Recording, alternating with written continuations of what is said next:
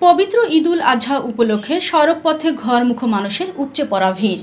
শ্রীপুর থেকে রাকিবুল হাসানের তথ্য ও ভিডিও চিত্রে বিস্তারিত। পবিত্র ঈদে ঘরমুখো মানুষের যাত্রা নিরাপদ নির্বিঘ্ন করতে নানা উদ্যোগ নিয়েছে সরকার ও বিভিন্ন সেবাদানকারী প্রতিষ্ঠানগুলো।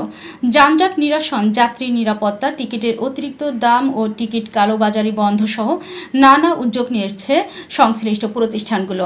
এবারের ঈদ যাত্রায় অন্যান্য বারের মতো যেন বিড়ম্বনা তৈরি না হয়, সেজন্য গাজীপুরের শ্রীপুর সহ সারা দেশে একযোগে কাজ করবে বাংলাদেশ হাইওয়ে পুলিশ। গাজীপুরের মাওনা হাইওয়ে থানার ওসি আয়ুব আলী নিজের যানজট নিরসনের কাজ করছে। তিনি জানান, এবারের ঈদে আমরা যাত্রীদের নিরাপত্তা নিশ্চিতে কাজ করে যাব।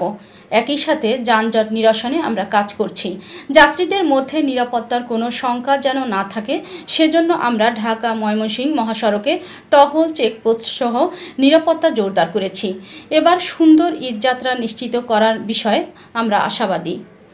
যারা গ্রামের বাড়ি যাচ্ছে যাতে সুন্দর মতো তারা পৌঁছাতে পারে, এই জন্য আমাদের জেলা পুলিশ আমরা সর্বাত্মক চেষ্টা করতেছি যাতে মানুষ সুন্দরভাবে তারা নিজ গ্রামে যেতে পারে এবং তারা ভালোভাবে ঈদ পালন করতে পারে।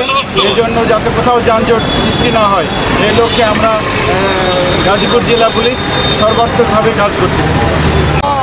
ছিনতাই অথবা অপ্রীতিকর কোনো দুর্ঘটনার সংবাদ আছে? আমাদের ওই ধরনের কোনো নাই। আমাদের প্রত্যেকটা পয়েন্টে পুলিশ কাজ করতেছে। আমরা সর্বোচ্চ সতর্ক আছি যাতে কোথাও কোনো প্রকার অপ্রীতিকর ঘটনা না ঘটে, বিষয়ে আমরা সর্বোচ্চ সতর্ক আছি।